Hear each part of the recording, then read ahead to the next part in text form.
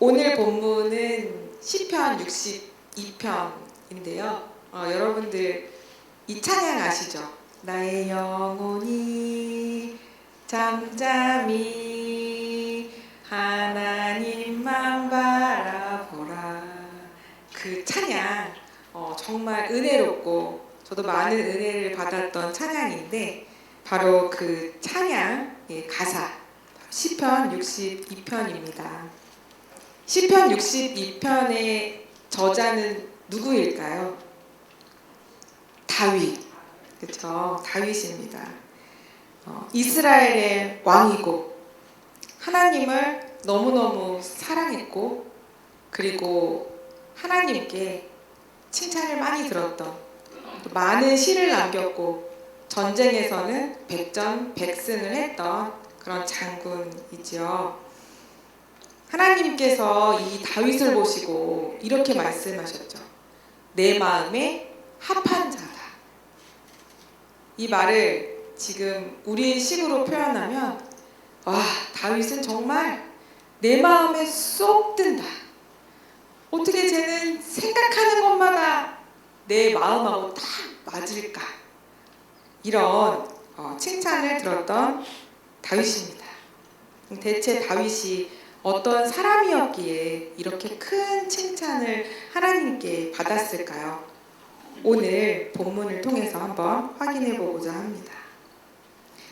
먼저 오늘 본문이 들어있는 시편 62편에 전체적으로 쓰인 단어나 문맥들을 살펴보면 다윗이 지금 큰 어려움에 처해 있는 것을 짐작할 수 있습니다.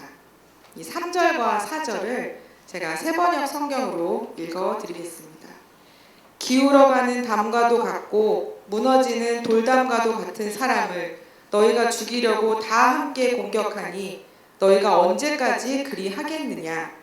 너희가 그를 그 높은 자리에서 떨어뜨릴 궁리만 하고 거짓말만 즐겨하니 입으로는 축복하지만 마음속으로는 저주를 퍼붓는구나. 이 말씀을 보니까 한 사람에 불과한 다윗을 죽이기 위해서 악인들이 지금 모두 힘을 합쳤습니다. 이 연합작전을 지금 펼치면서 다윗을 궁지로 몰아넣고 있고요. 겉으로는 축복하고 있는데 마음으로는 어떻게 하면 저 자리에서 좀 끌어내볼까? 이것을 궁리하고 있습니다. 그래서 다윗의 심정은 지금 매우 참담합니다. 오죽했으면 다윗이 자신을 뭐라고 표현했냐면 이미 기울어가는 담이다. 무너지는 돌담 같다. 이렇게 표현을 했습니다. 그냥 내버려 둬도 쓰러질 판인데 지금 적들이 공격까지 하고 있는 그런 아주 안 좋은 상황입니다. 저는 오늘 본문을 묵상하면서 이런 생각이 들었습니다. 또 고난이네. 고난 피해 고난, 고난 넘어 고난. 고난이 또 온 것입니다. 다윗은 장인 어른이자 이스라엘의 초대 왕이었던 사울에게 13년 동안 쫓겨다녔고 수많은 전쟁을 치렀습니다. 또 측근히 배신을 해서 공경에 처한 적도 있었고요. 정치적인 망명길에 오른 적도 있습니다. 시편 27편 10절을 보면 내 부모는 나를 버렸으나 이런 표현도 나옵니다. 부모님이 다윗을 버렸대요. 심지어 아들 압살롬이 일으킨 쿠데타로 왕좌에서 쫓겨나서 피난길에 오르는 그런 수치도 당했습니다. 정말 굴곡진 인생 아닙니까? 그런데 사실은 다윗만 고난을 받았을까요? 우리의 삶을 돌아보면 어떻습니까? 우리의 삶에도 많은 문제와 고난의 연속이 있습니다. 인간의 삶 자체가 고난으로 점철되어 있다. 이렇게 표현해도 과언이 아닙니다. 미국의 저명한 정신과 의사 스캇 팩이라는 분이 계십니다. 이미 돌아가셨는데 그분이 아직도 가야 할 길이라는 책을 쓰셨어요. 이 책이 저랑 나이가 똑같아요. 1978년도에 발매가 되었고 지금까지도 꾸준히 읽히고 있는 책이고 미국에서는 10년 동안 베스트셀러의 자리를 차지하기도 했고요. 여기도 읽어본 분들이 계실 것 같습니다.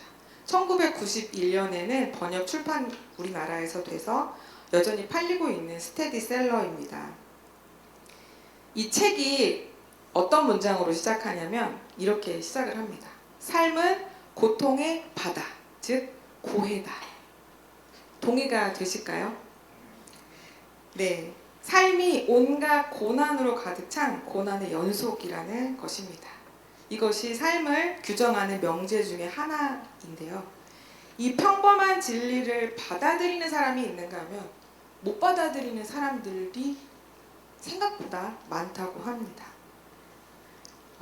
받아들이는 사람들은 문제가 이것이니까 해결점을 찾아가기가 쉬운데 그렇지 않은 사람들은 이제 회피를 하는 것이죠.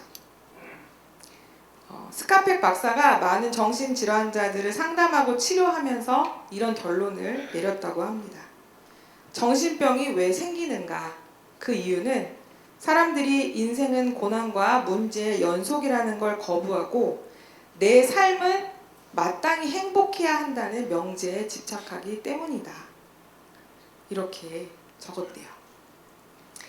인간은 대개 자신의 삶은 행복하다, 행복해야 한다라고 여깁니다. 그런데 문제는 자꾸 불행이 찾아오고 자꾸 고난이 찾아옵니다. 그리고 나만 빼고 다른 사람들은 다 행복해 보이고 나만 이런 문제를 겪고 있는 것처럼 보이기도 합니다.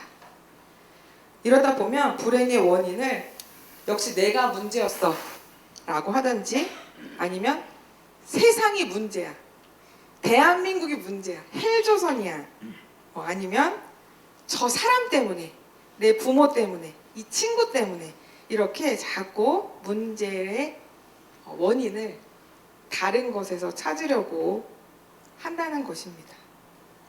문제에 부딪혀서 뛰어넘거나 내가 깨지거나 어쨌든 해결을 해야 마음이 성장을 하는데 문제를 회피하면 해결은 되지 않고 마음이 병이 찾아온다고 합니다.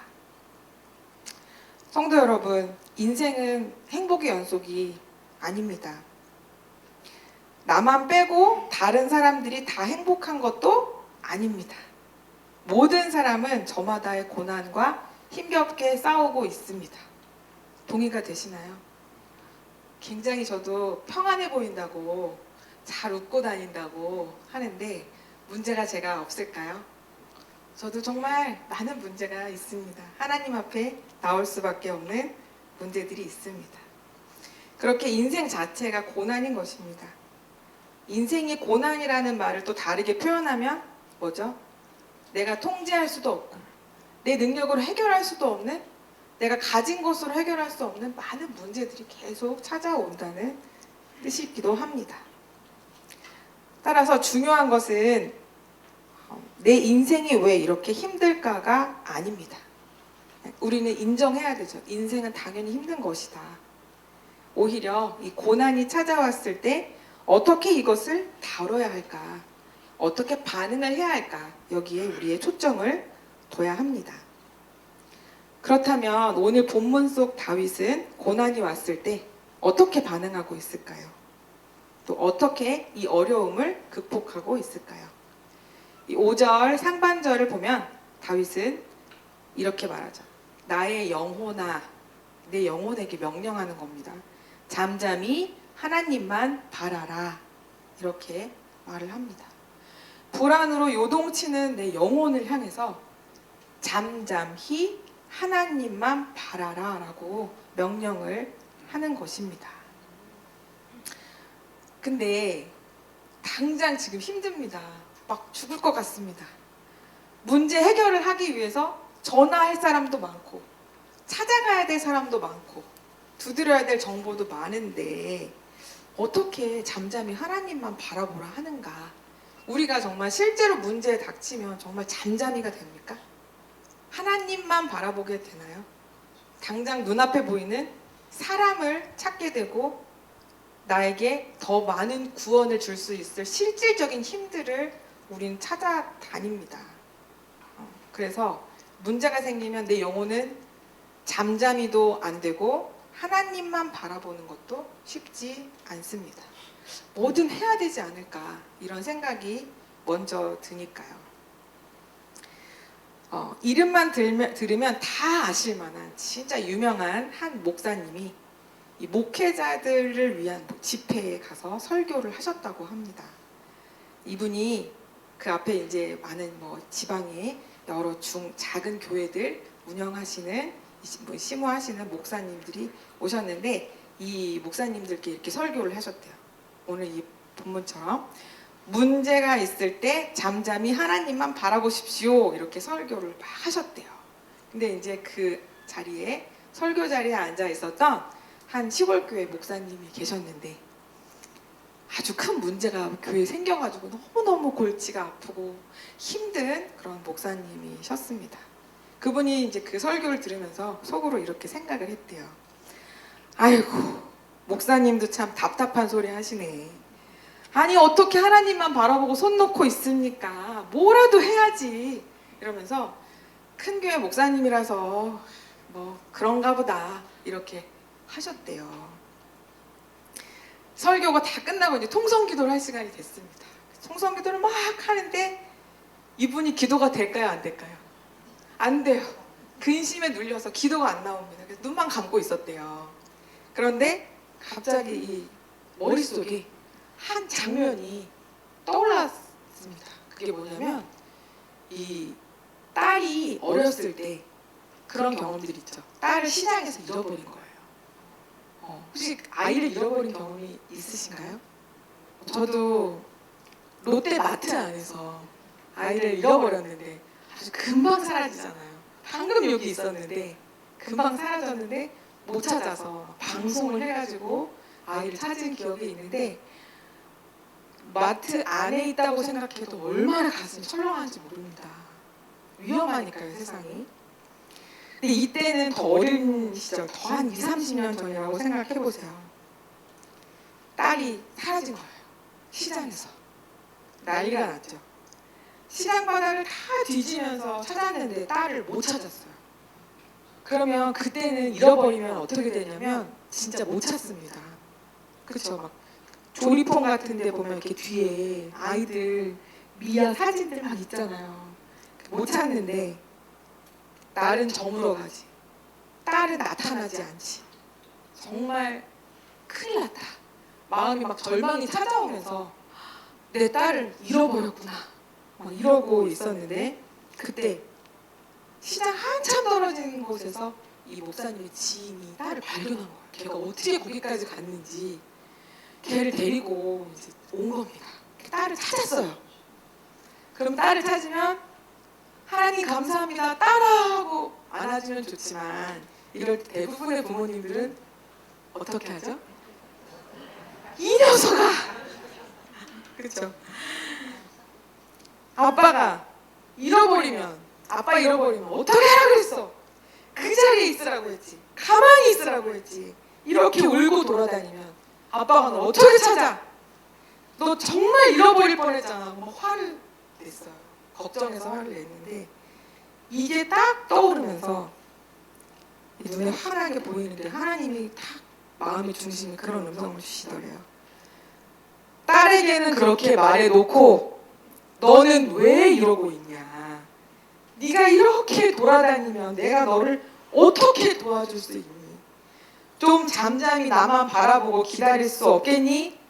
어떻게 할지 모르겠으면 잠잠히 나만 바라보라고 했잖아 라는 하나님의 음성이 들리는 순간 이 목사님께서 회개의 기도를 하며 눈물을 흘리면서 그동안 막혀있던 기도가 터져 나왔다고 합니다. 사랑하는 성도 여러분, 어떤 고난 속에서도 잠잠히 하나님만 바라보길 하나님은 원하십니다. 내가 문제를 해결하려고 뛰어다녀서 해결이 됐으면 지금 이런 고민 안 하시죠. 네, 이런 어려움이 없습니다. 그런데 하나님이 도우셔야 완벽하고 가장 확실한 도움입니다. 우리의 소망은 오직 하나님께 나오기 때문에 하나님을 바라봐야 합니다. 본문 5절에 잠잠히 하나님만 바라라를 새번역 성경에서는 이렇게 번역합니다. 잠잠히 하나님만 기다려라. 현대인의 성경에서는 말없이 하나님만 바라보아라. 공동 번역에서는 하나님 품속에서 고이 쉬어라. 이 NIV 성경에 보니까 rest란 단어를 썼습니다. 쉬어라. 그만 일하고 쉬어라. 어떻습니까? 여러 번역본들이 다양한 통찰력을 주고 있는데 번역이 달라도 가리키고 있는 방향은 똑같습니다. 내가 하려 하지 말고 하나님께서 일해 주시기를 바라며 그분을 바라보고 집중하라는 것입니다. 다윗도 오늘 본문 2절과 5절에 연이어 하나님만 바라본다고 고백하는데요. 다윗이 사실 불안한 것 같아요. 불안하지 않았으면 바라보라고 자기 자신에게 명령하지 않았을 겁니다. 불안하니까 다윗이 명령하는 거예요. 다윗아, 얘야, 나 자신아, 지금은 하나님만 바라볼 때야. 어차피 네가 해도 할 수 있는 것도 없잖아. 상황에 휘둘리지 말고 제발 하나님만 바라보자, 집중하자라고 하는 것입니다. 다윗은 이 기도를 하기 전에 분명히 공경에서 벗어나기 위해서 애를 써봤을 거예요. 할 수 있는 걸 다 해봤을 겁니다. 그러나 안 되는 거죠. 네, 힘으로도 되지 않고 능으로도 되지 않고 돈이 만능이라고 하는 이 시대지만 돈으로도 되지 않고 또 관계, 힘 있는 사람과의 관계로도 되지 않고 이런 일들이 있으면 어떻게 해야 합니까? 하나님께 집중해야죠. 사실 더 지혜로운 사람은 그런 방법을 찾기 전에 하나님께 먼저 나아가는 사람입니다. 그렇게 다윗은 자신의 영혼을 향해서 나의 영혼아 잠잠히 하나님만 바라라 라고 명령했던 것입니다. 이 시간에 우리도 우리 영혼을 향하여 명령했으면 좋겠습니다. 나의 영혼아 하나님만 바라라. 아멘.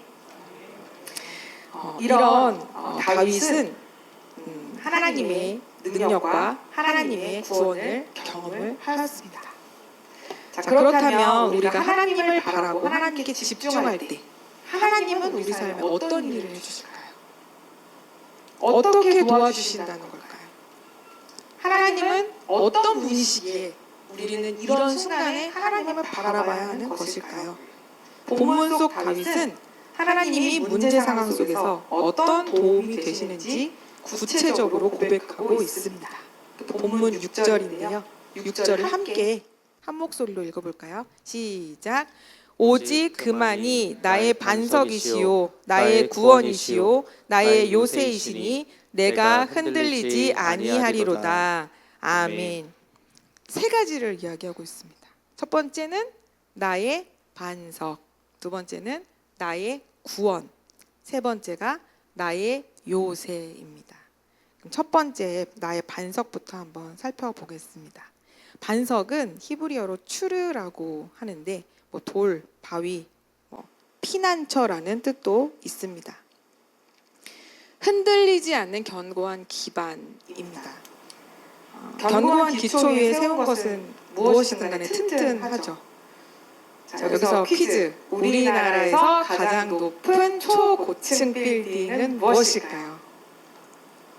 63빌딩이라고 하시면 안 됩니다. 그것은 아주 예전 일이죠. 지금은 요 가까이에 세워진 엄청 큰 롯데월드 타워가 있는데 롯데월드 타워가 554.5m예요. 네, 엄청 높죠. 세계 몇 위의 빌딩일까요? 세계에서 높은 빌딩 순위로 하면 10위 안에 들어가는데 6위를 차지하고 있다고 합니다. 우리나라에도 이렇게 높은 빌딩이 있는데 기네스북에 올라있는 가장 1위, 제일 높은 빌딩은 어디일까요? 혹시 아시나요?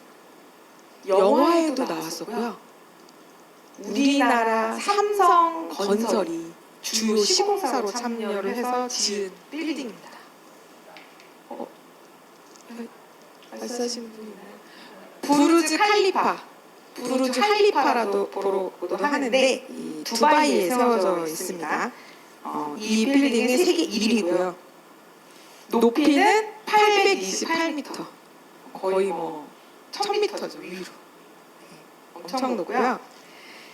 초속 55m로 부는 바람과 강도 7.0의 지진에도 견딜 수 있게 설계되어 있다고 합니다. 높기만 한 게 아닙니다. 근데 이 부르즈 칼리파가 또 어느 영화 미션 임파서블 톰 크루즈가 막 비행기에 매달리고 이 부르즈 칼리파에 매달려가지고 막 떨어지려고 하고 막 그 영화 보신 기억이 있는지 모르겠는데 네. 그 영화 촬영지로도 알려져 있습니다. 이 부르즈 칼리파는 단단한 반석인 안반 위에 세워져 있습니다. 그래서 높이 쌓을 수 있었던 것이죠. 특히 두바이에 고층 빌딩이 많은데 그 이유가 바로 이 지하의 안반이 든든한 반석이 버티고 있기 때문이라고 합니다. 마태복음 7장 24, 25절에도 이런 말씀이 있죠. 그러므로 누구든지 나의 이 말을 듣고 행하는 자는 그 집을 반석 위에 지은 지혜로운 사람 같으리니 비가 내리고 창수가 나고 바람이 불어 그 집에 부딪히되 무너지지 아니하나니 이는 주추를 어디 위에? 반석 위에 놓은 까닭이요. 이처럼 반석 위에 세워진 건물은 무너질 걱정이 없습니다. 그런 것처럼 하나님이라는 반석 위에 세워진 우리의 인생 역시 무너지지 않고 견고합니다. 견고한 반석 되어주시는 하나님을 의지할 때 우리는 어떤 역경 속에서도 흔들림 없이 든든히 서갈 수 있음을 믿으시기 바랍니다. 아멘. 둘째로 다윗은 하나님을 나의 구원이라고 고백하고 있습니다. 구원, 건져진다. 구원, 죄로부터 건져진다. 위기로부터 어려움으로부터 건져진다. 그리고 원조가 온다. 승리한다. 번영한다. 이런 말이 다 포함되어 있는 것이 구원입니다. 이처럼 하나님의 구원은 어려울 때는 건져주시고 도움이 필요할 때는 지원군과 원조 물자를 보내주셔서 승리하게 하시고 더 나아가서 번영하게 하시는 그런 구원입니다. 하나님이 나의 구원이라는 말은 결코 추상적이거나 관념적인 말이 아닙니다. 우리가 어렵고 힘든 상황 속에 있을 때 실제적이고도 확실한 도움을 주신다는 뜻입니다. 제가 또 영화 얘기를 또 하게 되는데 반지의 제왕 많이 보셨나요? 네.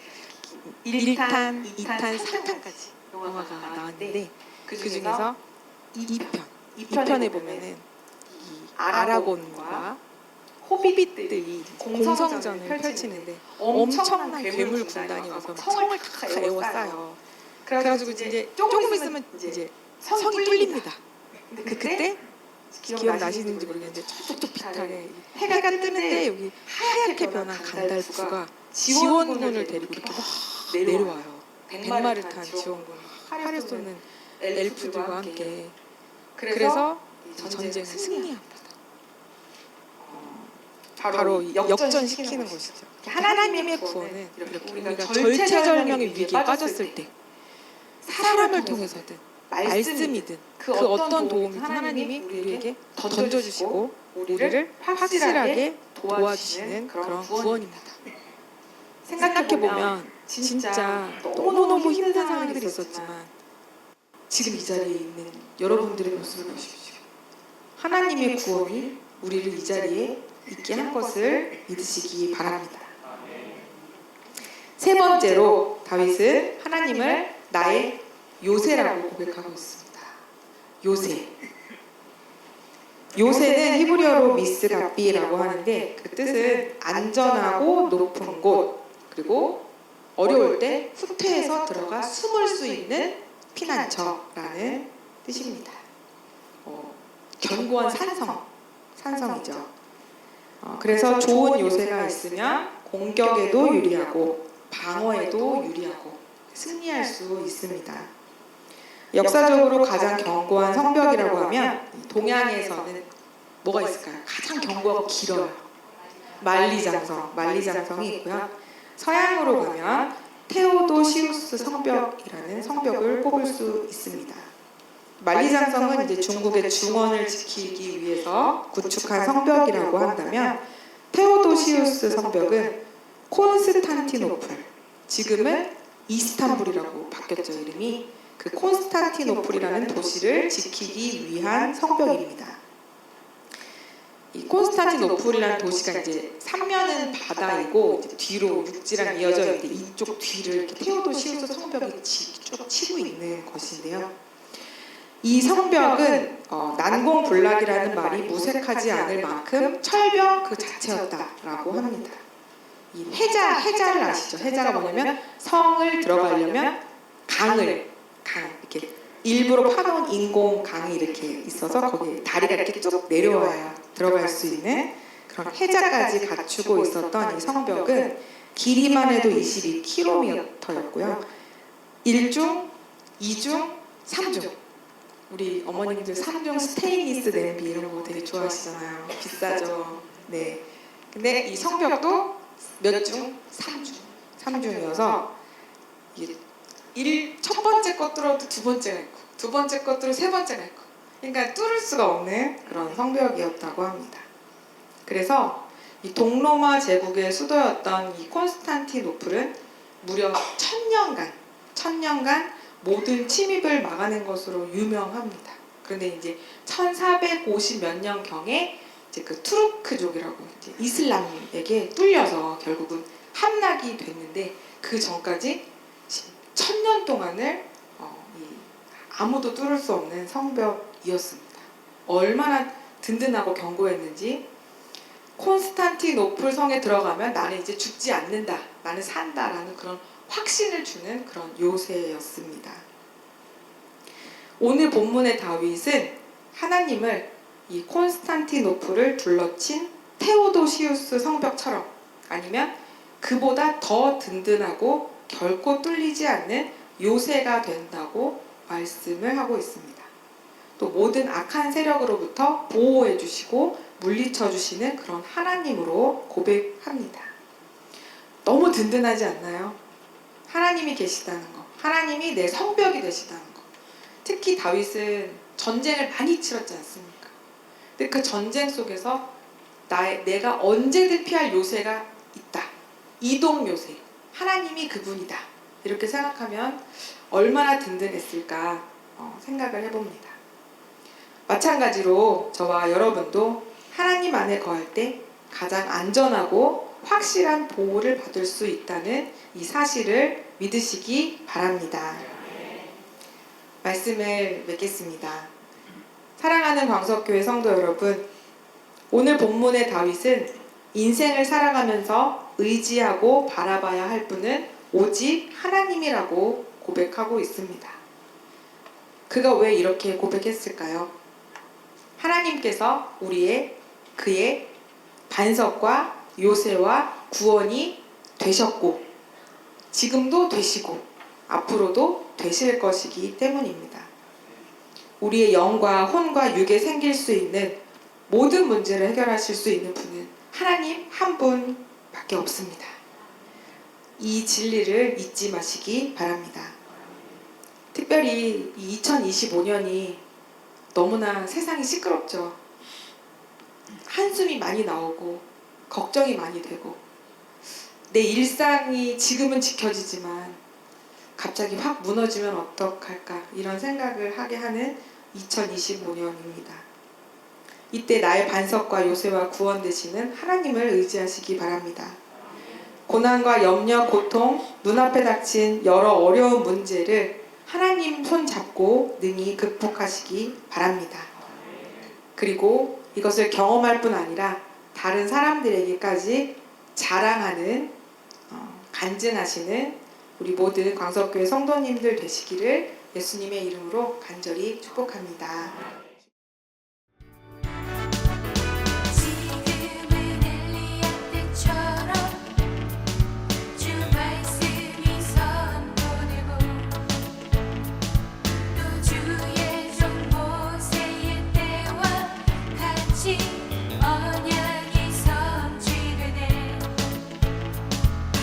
전쟁과 기근과 핍박 환난 날이